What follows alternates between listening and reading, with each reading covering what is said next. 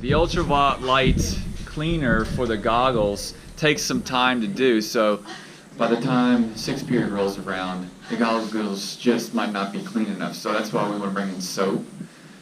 So we use a lot of soap, namely, obviously, to clean the goggles. To clean your hands after the lab, you always want to make sure your hands are clean because some of the chemicals are toxic. So I need for you to bring in a bottle of hand soap. Now if you do, you're going to get 10 bell work points. So you need 16 the first 6 weeks. So I won't offer that again, so you may want it. When's it due? Thursday. Yes, and then I put into what 2 groups can substances be classified? Elements and compounds, very good. So this is kind of leading us into what we were working on yesterday with the elements and compounds in the book. So let's get somebody to read for us. The chemical and physical properties of particular sets of elements. In 1869, Russian chemist Dmitry Other elements that were just naturally discovered. Somebody give me an element that was naturally discovered. Now, like by people in the Stone Age. Gold. Gold would be an element that goes back to antiquity.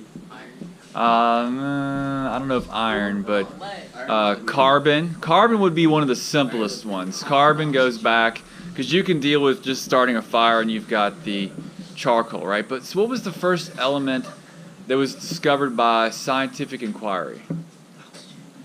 Raise your hand if you know. First element discovered by scientific inquiry. Francium? Close, but no. No.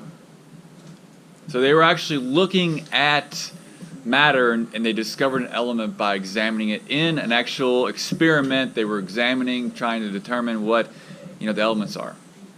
Now this kind of contradicts what Aristotle was thinking. He thought earth, fire, and air, and water, and then ether. He had introduced the next element. There was 4, and then he introduced the 5th one, ether. He thought everything was made of these 5 elements. And then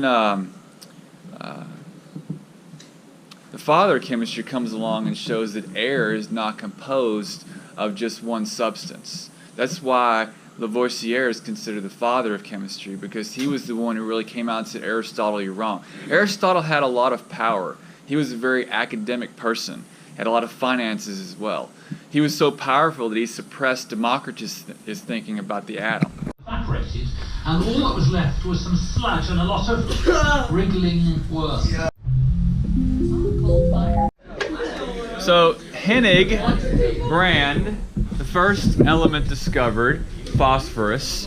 If we go back to the text, we look in the text, we'll see that they're introducing in your book a first look at the periodic table.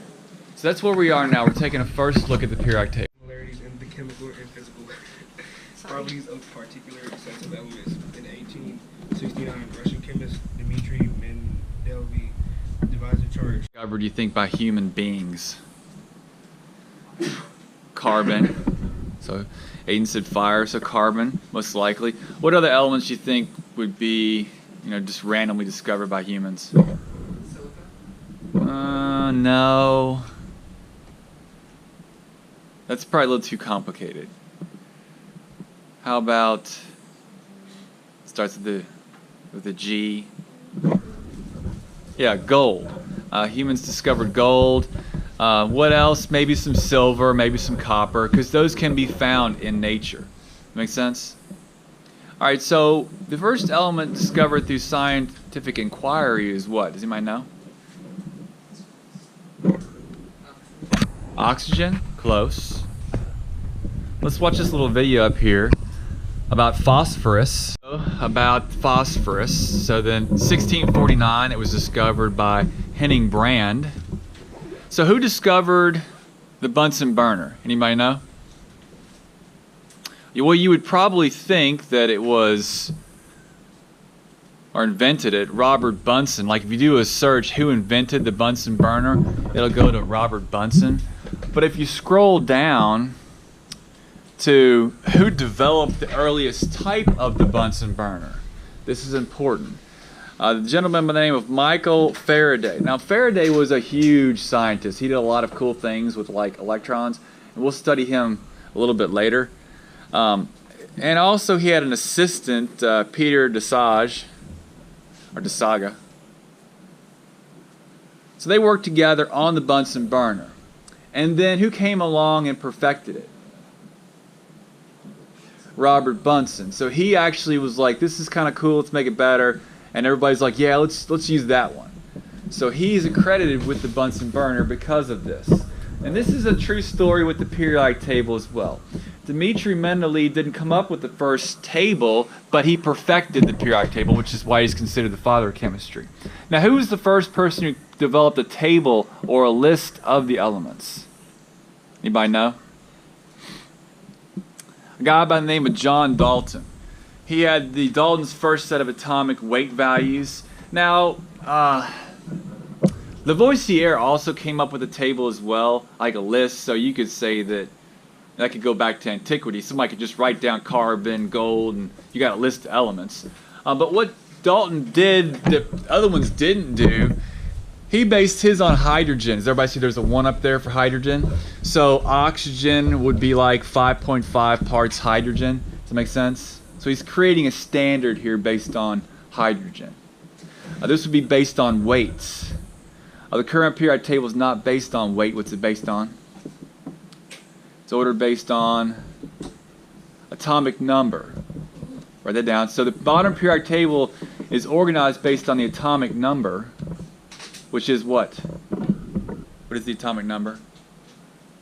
Number of protons. To a table comes out that's really worth analyzing. It was developed by a French geologist, the name of Alexandre de Shankha Taurus, and he based it on what? He based his table on oxygen. Now, what's more stable, oxygen or carbon? Oxygen. Oxygen, all of its isotopes are stable. It's the third most abundant element in the universe. Because of that, it's so stable. All three of the oxygen isotopes do not have a predictable death, whereas carbon 14 has a predictable death. So carbon is not as stable as oxygen is. So he based his table on oxygen, which is it's the third most abundant element in the universe. It's pretty significant. So what he did, he divided all of the other elements by the mass oxygen, and then he organized them on this table. And you can see that. Here, these are the periods that he's developing here. So these periods, these would be like your groups that have similar characteristics, but he's separating them into periods. Just comparing it to the periodic table. The horizontal rows are the periods. So I'm just going to say this is a period. He didn't say that, but I'm just relating it to you that way. Is everybody clear? All right. Now, is the modern periodic table based on this? No, it's not based on oxygen. So the masses, you can look at the table and you're like, okay, we're not dividing anything on that table by oxygen's mass to get to what it looks like that. Is everybody clear? And he bases his table on a musical scale. Newlands found that in this arrangement, the first and 8 elements are similar in their chemical and physical properties. So then they kind of repeat themselves. That's what he was thinking. Now his error was that he put them in the wrong direction. Instead of organizing his table in a horizontal, in the vertical, this way he organized it in the horizontal. So he wasn't getting a predictable pattern. That was his downfall. If he'd have organized it a little bit better, he would have been considered the father of the periodic table. But he didn't do that.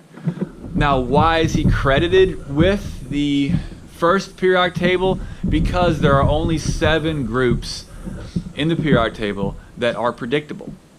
Now, the periodic table is considered to be one of the top 3 greatest achievements in humankind. I would consider like algebra, geometry 1 or 2, and calculus 1 or 2. So you can kind of battle those 2 out. Math comes first. Without math, science doesn't really help us a whole lot. Now, the periodic table I consider to be at least number 3 in the greatest achievements because it helps prevent, or it helps decrease waste. If you can predict what you're going to need, then you're going to order less and you're going to have less waste. Does everybody understand that? If you just start randomly ordering stuff, you're going to have too much of what you need, and that becomes waste. And if somebody orders a product, you can then order the right amounts that you need. And then you can pay people and not go out of business. So that's really the big achievement there, is that we can now predict chemical reactions and then know what to order. You know what reactants to order in order to know the products you need to make. That is efficiency. So being able to predict things creates efficiency. And if you have somebody you're competing against and they're not able to be efficient, they're going to go out of business. That's the number one cause that restaurants go out of business, is they're not efficient. They just ended up randomly ordering the wrong amount of food that they needed, and then the food went bad and they go out of business. So that's not an easy thing to do, is predicting what people are going to want. Law of the octaves is still used today in the modern periodic table. So you really can't just ignore what John Newlands did. I know we want to give Bunsen Burner credit for the Bunsen Burner, but really somebody else came up with the idea. And if you start eliminating those people, then you're starting to begin to forget the struggle that was there. And if students don't understand there's a struggle, then they'll be shocked when they find struggle. And I think it burned down, and so his mom saw that Dmitri was very, very intelligent, so she took him to a university. I believe it was the university, the best one in Russia, and they didn't accept him, so then he went back over to where I think his father graduated from, St. Petersburg. But when she got there, she had traveled like 1,600 miles on horse, because Russia is a big continent. It's like 5 times the size of the United States. It's very large. Did anybody know how we got Alaska? Russia gave it to us, and what did we pay them for it? Installing the telegraph across Russia. There was probably some other things that went along with that, but that was the big, I guess you would say, exchange. So Russia is huge. It's like 5 times the size. Anyway, it was 1,600 miles. She gets there and basically dies from exhaustion. So he's by himself, and thus he is motivated to survive, because they didn't have Social Security back then. And either you worked or you died. Make sense? So he, went off and overcame those obstacles. That's struggle. His first table in 1869 does not show a lot of periodicity. It's very similar to John Newlands. So you could make the argument that both of them, both Newlands and Dmitri Mendeleev in 1869, are not showing any periodicity. But the one he publishes in 1871 shows a lot of periodicity. So what does he do differently? Anybody know what he does differently? What does he base his table on in 1871? His first table isn't really based on anything. His second table is based on what? We said John Newlands' table is based on the musical scale. Write that down. John Newlands' first table was based on a musical scale, the law of the octaves, which is still true today. So Dimitri's first table really wasn't based on anything. It's his second table, the one in 1871, it's actually based on something. Does anybody know what it's based on? It starts with the S. It's a card game.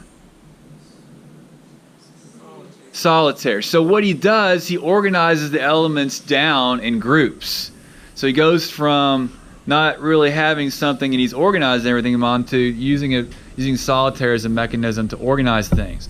And when he does that, it's amazing how much more predictable the periodic table is, or his periodic table. It goes from like 3 or 4 elements to having 26 elements in the same group as you see on the modern periodic table. So if you scroll down on this periodic table day website, you'll see his 1871, that's his 1869 table there. I put the period in groups so you can kind of give a comparison to the modern one, because we are comparing it to the modern because he's considered the father of the periodic table. So the one, I believe it's right here. Yeah, 1871. So this one, if you look at it and you see the groups. There are only 7 groups on the periodic table that are predictable. You might want to write that down. I think I've already mentioned it. But that's how we know how things are going to react. We look at, they call it the main group, the 7 groups. The electron dot structure is based on the 7 groups. So he's able to correctly place 26 elements in those groups. And that's why he's considered to be like Robert Bunsen, the inventor of the Bunsen burner, even though he really didn't come up with the idea of the Bunsen burner. That cannot be separated into simpler substances by physical or chemical means. On Earth, 92 elements occur naturally. Copper, oxygen, and gold are examples of naturally occurring elements. There are also several elements that do not exist naturally but have been developed by scientists. Each element has a unique chemical name. That would be carbon. Copper, you can find copper. Good job, Jalen. You can find copper in the earth. Anything else? No, we already said gold. What? Well, typically you don't find it as an element. You find it as like a compound. You find iron as a compound typically. Starts with the S. No. Well, you can find sulfur sometimes. You can find silver. Yeah, you can find silver as an element in the earth. Is the modern periodic table look like this? No, it doesn't, and that's why it's not based on this. But he did use hydrogen as the standard here. He got it not totally correct because hydrogen is diatomic. This is part of the reason why we don't organize the periodic table based on weight. What's it organized based on? Atomic number, which is? Close. No. Protons. Write that down. The atomic number is the number of protons, and that's how the periodic table is organized, based on the number of protons. And the nice thing about the number of protons is that it has the same number of electrons. Every element does. The number of protons determines what? The appearance or look of the element. So gold looks the way it does because of the number of protons. What do the electrons determine? The behavior. So really in life, you know, they say don't judge a book by its cover. The cover would be the protons, the look, right? And the behavior is what's inside the book, what you're reading about, if you want to look at it that way. But that's very important to understand. There are 2 really main things we look at in life: looks and behavior.